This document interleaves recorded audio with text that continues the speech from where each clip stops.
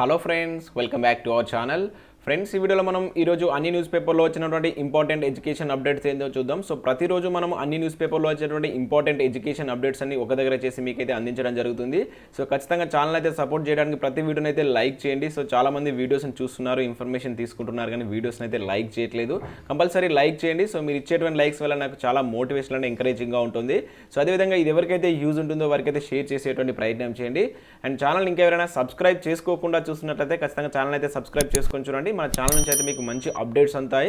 మన ఛానల్కి సంబంధించిన వాట్సాప్ అండ్ టెలిగ్రామ్ గ్రూప్లో జాయిన్ కండి. డైలీ దాంట్లో జాబ్ అప్డేట్స్, అదేవిధంగా కరెంట్ అఫైర్స్ సంబంధించినటువంటి ఫ్రీ ఆన్లైన్ టెస్ట్ లింక్స్ అనేది షేర్ చేస్తున్నాను. సో అది మీకు చాలా యూజ్ ఉంటుంది. సో ఏదో ఒక గ్రూప్లో అయితే కంపల్సరీ జాయిన్ కండి. ఫ్రెండ్స్, ఈరోజు అప్డేట్స్ కనుక చూసుకుంటే మనకు ఫస్ట్ అప్డేట్ వచ్చేసి రాష్ట్రంలో 29,492 పోలీస్ కొలువులు ఖాళీ అంటూ ఒక న్యూస్ అయితే చూడవచ్చు. దేశవ్యాప్తంగా 5,31,000 పోస్టులు కేంద్ర మంత్రి కిషన్ రెడ్డి వెల్లడి అంటూ ఇక్కడ ఒక న్యూస్ అయితే మనం చూడవచ్చు. సో ఇక న్యూస్ కనుక చూసుకున్నట్లయితే తెలంగాణలో ఇంకా 29,492 పోలీస్ ఉద్యోగాలు ఖాళీగా ఉన్నాయని చెప్పేసి కేంద్రం వెల్లడించింది. దేశవ్యాప్తంగా చూసుకుంటే భర్తీ కావాల్సినటువంటి పోలీస్ పోస్టుల సంఖ్య చూసుకుంటే 5,30,000 ఉన్నాయని చెప్పేసి నిన్న కేంద్ర హోంశాఖ సహాయ మంత్రి బి కిషన్ రెడ్డి మంగళవారం లోక్సభకు అయితే తెలపడం జరిగింది. సో వీటిలో మనకు అత్యధికంగా ఉత్తరప్రదేశ్లో ఉన్నాయంట. అయితే ఇక్కడ ఈ కొలువులు ఈ పోలీస్ శాఖ అనేటువంటి రాష్ట్రాల పరిధిలోని అంశం కనుక పోలీస్ ఉద్యోగాలను భర్తీ చేయవలసినటువంటి ప్రాథమిక బాధ్యత అనేది ఆయా రాష్ట్రాలది అని చెప్పేసి స్పష్టం చేయడం జరిగింది. సో టోటల్గా చూసుకుంటే మనకు అంటే లోక్సభలో నిన్న జరిగినటువంటి మీటింగ్లో సందర్భంగా ఈ విషయం అయితే మనకు వెల్లడించడం జరిగింది. మొత్తం మన తెలంగాణలో చూసుకుంటే ఇంకా 29,492 పోస్టులు అయితే ఖాళీగా ఉన్నాయి. వీటిని ఫిల్ చేయాల్సిన బాధ్యత ఆయా రాష్ట్రాలు అని చెప్పేసి ఇక్కడ వెల్లడి చేయడం జరిగింది.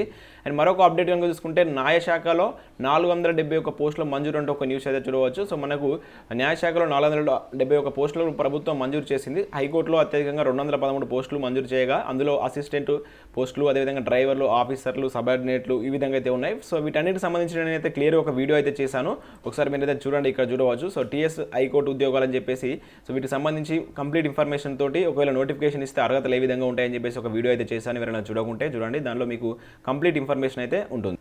అండ్ మరొక అప్డేట్ కనుక చూసుకుంటే ఇంతకుముందు మనం ఏదైతే పోలీసు ఉద్యోగాలకు సంబంధించి మనకు వే టు ఎస్ఎంఎస్లో కూడా రావడం జరిగింది. ఇక్కడ మనకు ఏపీకి సంబంధించి 14,341 పోస్టులు అని చెప్పేసి ఇవ్వడం జరిగింది. సేమ్ అదే న్యూస్ ఇక్కడ మళ్ళీ రావడం జరిగింది. అండ్ నెక్స్ట్ అప్డేట్ కనుక చూసుకుంటే మనకు ఇక్కడ సూరత్లో ఉన్నటువంటి Sardar Vallabhbhai Patel national institute of technology నుంచి మనకైతే నోటిఫికేషన్ అయితే రిలీజ్ చేశారు. ఆల్రెడీ దీని మీద నేను వీడియో చేశాను, ఎవరైనా చూడకుంటే చూడండి. దీనిలో మనకు చాలా రకాల వేకెన్సీ అయితే ఉన్నాయి. అండ్ ఇందులో మనకి ఏంటంటే 10th క్లాస్ అండ్ ఇంటర్మీడియట్ ఎలిజిబిలిటీతో కూడా మనకు అసిస్టెంట్ ఉద్యోగాలు కావచ్చు, అదేవిధంగా అటెండర్ ఉద్యోగాలకు సంబంధించి కూడా ఉద్యోగాలు అయితే ఉన్నాయి. సో వీటికి సంబంధించి ఎవరికైనా ఎలిజిబిలిటీ ఉంటే అయితే అప్లై చేసుకోండి. Short list and return test ద్వారా వీటి యొక్క ఎంపిక ప్రక్రియ ఉంటుంది. ఏప్రిల్ 19 వరకు దీనికైతే లాస్ట్ డేట్ అయితే ఇవ్వడం జరిగింది. సో ఎవరైనా కంప్లీట్ ఇన్ఫర్మేషన్ కోసం కావాలనుకుంటే సో మన ఛానల్లో ఆ వీడియో ఉంటుంది, ఒకసారి అయితే చూడండి.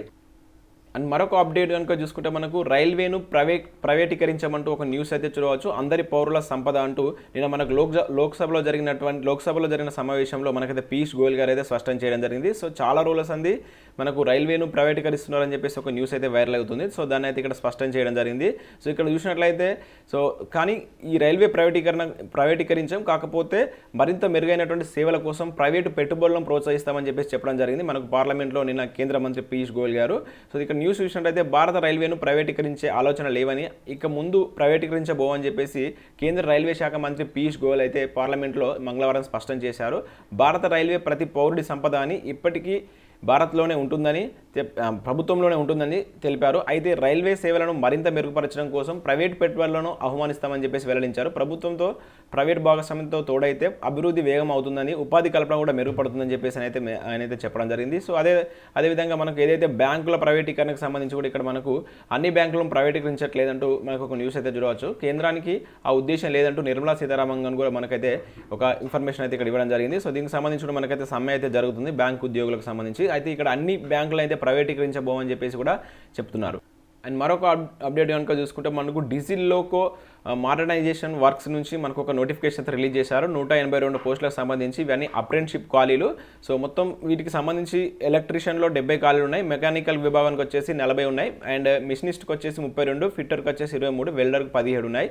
సో ఇంటర్మీడియట్తో పాటు సంబంధిత ట్రేడ్లో ఐటీఐ చేసినట్టు అభ్యర్థులు వీటికైతే అప్లై చేసుకోవచ్చు. ఆన్లైన్ విధానం అప్లై చేసుకోవాలి. లాస్ట్ డేట్ వచ్చేసి మార్చి 31 వరకు ఉంది. ఇక్కడ మీకు ఆ లింక్ కూడా ఇచ్చారు, వెబ్సైట్ లింక్. ఒకసారి ఎవరైనా ఐటీఐ అభ్యర్థులు ఉంటే సో వారైతే వీటికి అప్లై చేసుకునే ప్రయత్నం చేయండి. సో మరొక అప్డేట్ కనుక చూసుకుంటే మనకు టీఎస్పీఎస్సీ నుంచి 2 అప్డేట్స్ అయితే రావడం జరిగింది. ఒకటి వచ్చేసి ఇక్కడ ఎస్జిటి పోస్టుల ఫలితాలు అయితే విడుదల చేశారు. ఇక్కడ చూడవచ్చు secondary grade teachers English Telugu medium పోస్టుల ఫలితాలను టీఎస్పీఎస్సీ అధికారులు మంగళవారం అయితే వెల్లడించారు. సో రిలింక్వెస్ట్మెంట్లో భాగంగా ఇంగ్లీష్ మీడియంలో 20 మందిని, తెలుగు మీడియంలో 75 మంది ఫలితాలను విడుదల చేశారు. సో వాళ్ళకి సంబంధించినటువంటి హాల్ టికెట్స్ అయితే టీఎస్పీఎస్సీ వెబ్సైట్లో పొందుపరచామని చెప్పేసి ఇక్కడ వాణి ప్రసాద్ గారు అయితే తెలపడం జరిగింది. అండ్ మరొకటి కనుక చూసుకుంటే ల్యాబ్ టెక్నీషియన్ సంబంధించిన ఫలితాలు కూడా విడుదల చేశారు టీఎస్పీఎస్సీ నుంచి. పివి నరసింహారావు వెటర్నరీ విశ్వవిద్యాలయంలో ల్యాబ్ టెక్నీషియన్ పోస్టుల ఫలితాలు విడుదల చేశారు. ఉద్యోగాలకు ఎంపికైనటువంటి అభ్యర్థుల యొక్క తుది జాబితాను వెబ్సైట్లో అయితే పెట్టడం జరిగింది. సో దీనికి సంబంధించినటువంటి ఇన్ఫర్మేషన్ అంటే దీనికి సంబంధించి ఈ పోస్టులకు సంబంధించిన రాత పరీక్ష వచ్చేసి మనకు 13న సర్టిఫికేట్ వెరిఫికేషన్ అయితే గత నెల 10 నిర్వహించినట్టయితే పేర్కొన్నారు. సో ఎవరైనా వీటికి సంబంధించిన అభ్యర్థులు ఉంటే ఒకసారి అయితే చెక్ చేసుకో. సో మరొక అప్డేట్ కనుక చూసుకుంటే మనకి ఇక్కడ పీఆర్సీకి కోడ్ గండం అంటూ ఒక న్యూస్ అయితే చూడవచ్చు. ఎమ్మెల్సీ పోయి సాగర్ వచ్చే ఉద్యోగుల ఆశల ఆవిరి అంతా సార్ పైనే భారం, ఈసీకి ఉద్యోగ సంఘాలు రిక్వెస్ట్ అంటూ ఒక న్యూస్ అయితే చూడవచ్చు. సో ఇక్కడ మన న్యూస్ కనుక చూసుకుంటే అయితే వేతన సవరణ నివేదిక కాలం కలిసి రావడం లేదు, కేవలం 3 నెలల్లో తేల్స్తామని చెప్పినటువంటి త్రిసభ్య కమిటీ ఏకంగా 32 నెలలు అయితే గడువు తీసుకుంది. దాదాపుగా ఈ 2 ఏళ్లుగా ఓపికగా చూసినటువంటి ఉద్యోగులకు గత ఏడాది డిసెంబర్ నుంచి మాత్రం అయితే డిమాండ్ పెంచారు. సో సీఎం కేసీఆర్ ఉద్దేశపూర్వకంగానే ప్రకటించడంతో దీనిపై పట్టుబడుతున్నారు. అయితే గత ఏడాది డిసెంబర్లో ఉద్యోగ సంఘాలతో సమావేశమైనటువంటి కేసీఆర్ గారు సో అదే నెల 31 నివేదిక ఇవ్వాల్సిందని సూచించారు. అయితే ఈ నివేదిక ఇచ్చిన కమిషన్ ఫీడ్మెంట్లో కేవలం 7.5% కుదించడంతో నిరసనలు అయితే వెలువెత్తాయి. ఈ నేపథ్యంలో మనకు రీసెంట్గా అయితే ఒక మీటింగ్ కూడా జరిగింది. సో దీనికి సంబంధించి మనకి ఏపీలో ఏ విధంగా ఇస్తే అదే విధంగా ఇస్తామని చెప్పేసి కొంత ఇన్ఫర్మేషన్ అయితే మనకు బయటికి రావడం జరిగింది. అయితే ఈ నేపథ్యంలో మనకు మళ్ళీ సాగర్ ఎన్నికల కోడ్ అయితే రావడం జరిగింది. ఈ నెల 24 నుంచి మార్చి 17 వరకు ఈ ఎన్నికలకు సంబంధించినటువంటి కోడ్ అండ్ రిజల్ట్ వచ్చేసి మే 2న ఉంటుంది కనుక దాదాపు మే 4th వరకు కోడ్ ఉండేటువంటి ఛాన్స్ ఉన్నటువంటి నేపథ్యంలో ఏప్రిల్ 1 నుంచి ఈ పీఆర్సీ అనేటువంటిది అమలు అవుతుందా లేదా అనేటువంటి ఉద్యోగ సంఘాలు అయితే చూస్తున్నాయి. సో దీనికి సంబంధించి వాళ్ళు ఈసీకి ఉద్యోగ సంఘాలు రిక్వెస్ట్ అయితే చేసేటువంటి ఛాన్స్ ఉందంటూ ఒక న్యూస్ అయితే మనం ఇక్కడ చూడవచ్చు. అండ్ మరొక అప్డేట్ కనుక చూసుకుంటే ఆర్మీ ఉద్యోగాల్లో స్కామ్ అంటే ఒక న్యూస్ చూడవచ్చు. ప్రధాన సూత్రధారిగా కల్నల్ భగవాన్. సో భారత సైన్యంలో ఉన్నతాధికారులే లంచాలు తీసుకుని ఉద్యోగ నియామకాల్లో అక్రమాలు పాల్పడుతున్నట్లు సిబిఐ దర్యాప్తులో వెల్లడైంది. సర్వీస్ సెలక్షన్ బోర్డు ద్వారా సైనికాధికారులు ఇతర ర్యాంక్ ఉద్యోగుల నియామకం ప్రక్రియలో అభ్యర్థుల నుంచి పెద్ద ఎత్తున లంచాలు తీసుకున్నట్లు సిబిఐ అయితే వెల్లడించింది. సో దీనిలో మనం చూసినట్టే కొంతమంది సైనిక ఉద్యోగులతో కలిసి ముఠాలుగా ఏర్పడి అక్రమాలకు తెలపన్నారు. వీరి మూలాలను విశాఖపట్నంతో సహా దేశవ్యాప్తంగా మొత్తం 13 నగరాల్లో బయటపడ్డాయని చెప్పేసి ఇక్కడైతే న్యూస్ అయితే చూడవచ్చు. ఇదైతే చాలా దారుణం. సో ఆర్మీ లాంటి ఇటువంటి దాంట్లో కూడా ఇటువంటి లంచాలు తీసుకొని ఉద్యోగాలు ఇస్తున్నారంటే పరిస్థితి ఎంత దారుణంగా ఉందో అర్థం చేసుకోవచ్చు.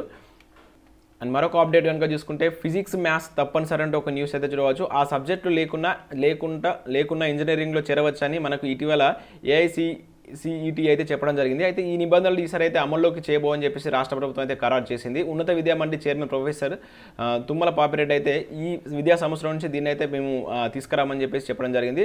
సో ఎందుకంటే ఇప్పుడు కరోనా నేపథ్యంలో పిల్లల్లో కొంత ఒత్తిడి ఉంది, అటువంటి టైంలో ఇటువంటి తీసుకొస్తే కొంత ప్రాబ్లం ఏర్పడుతుందని చెప్పేసి ఈ ఇయర్ గాను కంపల్సరీ ఇంజనీరింగ్ చేసే అభ్యర్థులు ఫిజిక్స్ అండ్ మ్యాథ్స్ అనేటువంటిది ఇంటర్మీడియట్లో ఉన్నటువంటి అభ్యర్థులు మాత్రమే ఇంజనీరింగ్ అవకాశం కల్పిస్తున్నట్లయితే వీళ్ళైతే ఇక్కడ ఒక న్యూస్ ఇవ్వడం జరిగింది. సో ఈ నెల 20 నుంచి మనకు అయితే ఎంసెట్ దరఖాస్తులు స్వీకరిస్తాం. సో రేపైతే మనకు ఎంసెట్కి సంబంధించిన నోటిఫికేషన్ అయితే రిలీజ్ చేయబోతున్నట్లు ఇక న్యూస్ అయితే చూడవచ్చు.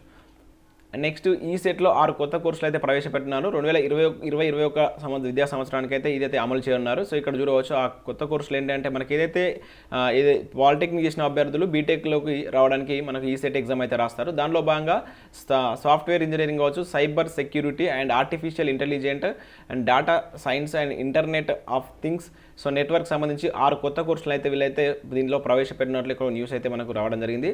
ఇంకా అవే కాకుండా కొన్ని కంపెనీలో మనకైతే ఉద్యోగ అవకాశాలు కూడా చూడవచ్చు ఇక్కడ. సో ఇక్కడ చూసినట్లయితే ఎన్సీసీఎస్ పూణే నుంచి మనకు 17 ఉద్యోగాల కోసం ఒక నోటిఫికేషన్ అయితే రిలీజ్ చేశారు. ల్యాబొరేటరీ ఇన్ఛార్జ్ కావచ్చు, junior scientist and technical officer, laboratory assistant తదితర ఉద్యోగాల కోసం అయితే నోటిఫికేషన్ అయితే రిలీజ్ చేశారు. పోస్ట్ను అనుసరించి 10వ తరగతి సంబంధిత సబ్జెక్ట్లో గ్రాడ్యుయేషన్, బీఎస్సీ, బీఫార్మసీ, ఎంఎస్సీ చేసినటువంటి అభ్యర్థులు వీటికైతే అప్లై చేసుకోవచ్చు. షార్ట్ లిస్ట్ అండ్ ఆన్లైన్ ద్వారా ఇంటర్వ్యూ ద్వారా వీటి యొక్క ఎంపిక విధానం ఉంటుంది. దరఖాస్తు అనేది ఈమెయిల్ చేసుకోవాలి. చివరి తేదీ వచ్చేసి ఏప్రిల్ 1 వరకు అయితే ఉంది. అండ్ నెక్స్ట్ హాల్ బెంగళూరు నుంచి కూడా ఒక నోటిఫికేషన్ అయితే రావడం జరిగింది. మొత్తం 100 వేకెన్సీ అయితే ఉన్నాయి. సో ఇక్కడ పోస్టుల వివరాలు చూసుకుంటే మేనేజ్మెంట్ ట్రైనీకి టెక్నికల్లో 40, డిజైన్ ట్రైనీలో 60, so mechanical, metallurgy, computer science, aeronautical సంబంధించినటువంటి విభాగాలు ఇవి.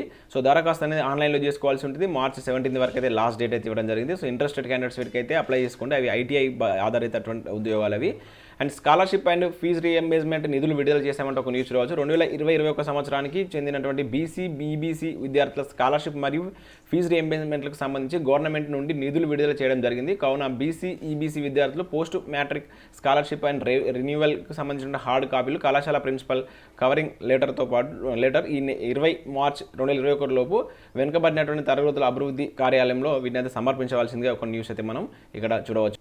నెక్స్ట్ అప్డేట్ కనుక చూసుకుంటే 5వ తరగతి వరకు బడులు ఉండవంటే ఒక న్యూస్ చూడవచ్చు. పై తరగతులకు ప్రమోషనే కరోనా నేపథ్యంలో నిర్ణయం. సో మనకి ఏదైతే 1 to 5th క్లాస్ వరకు ఈ కరోనా నేపథ్యంలో వీటినైతే ఈ సంవత్సరం అయితే ప్రమోషన్ మెథడ్లో కొనసాగిస్తామని చెప్పేసి ఇక్కడ విద్యాశాఖ అయితే ఖరారు చేసింది. ఎందుకంటే మళ్ళీ కరోనా పెరుగుతున్నటువంటి నేపథ్యంలో ఎండలు కూడా ఒకవైపు తీవ్రంగా ఉన్నటువంటి నేపథ్యంలో సో 0 to 5th క్లాస్కి సంబంధించి ఎటువంటి క్లాసులు అయితే ఉండవని చెప్పేసి వీళ్ళైతే స్పష్టం చేయడం జరిగింది. ఓన్లీ ప్రమోషన్ మెథడ్లో వీళ్ళైతే నెక్స్ట్ క్లాస్కి అయితే పంపిస్తారంట. అండ్ నెక్స్ట్ అప్డేట్ అని చూసుకుంటే వీసీలను నియమించాలంటూ మరొక న్యూస్ రావచ్చు. కామారెడ్డిలో నిన్నైతే వీళ్ళైతే నిరసన చేయడం జరిగింది. యూనివర్సిటీలకు సంబంధించి వీసీలు నియమించకపోవడాన్ని నిరసిస్తూ కామారెడ్డి జిల్లా కేంద్రంలో మంగళవారం ఏబీవీపీ ఆధ్వర్యంలో ప్రభుత్వ దిష్టి బొమ్మను అయితే దహనం చేశారు. అదేవిధంగా దానిలో ఉన్నటువంటి నాన్ టీచింగ్ స్టాఫ్ను కూడా నియమించాలని చెప్పేసి వీళ్ళైతే ఆందోళన చేపట్టారు. అండ్ ఖాళీగా ఉన్న జాబ్లను భర్తీ చేయాలంటూ బీజేవైఎం మహంకాళి జిల్లా అధ్యక్షుడు శివాజీ అయితే కోరడం జరిగింది. తెలంగాణలో ఉన్నటువంటి అన్ని ఖాళీ పోస్టులను వెంటనే భర్తీ చేయాలంటూ ఇక్కడ ప్రభుత్వానికి అయితే ఒక సూచన చేయడం జరిగింది. సో ఇవి ఫ్రెండ్స్ మనకు ఈరోజు వివిధ న్యూస్ పేపర్లో వచ్చినటువంటి ఇంపార్టెంట్ ఎడ్యుకేషన్ అప్డేట్స్. సో వీటికి సంబంధించినటువంటి పీడిఎఫ్ అనేది 12 to 1 మధ్యలో మన ఛానల్ యొక్క వాట్సాప్ అండ్ టెలిగ్రామ్లో కూడా నేను షేర్ చేస్తాను. కంపల్సరీ ఆ గ్రూప్లో అయితే జాయిన్ కండి. So thanks for watching this video. Thank you everyone.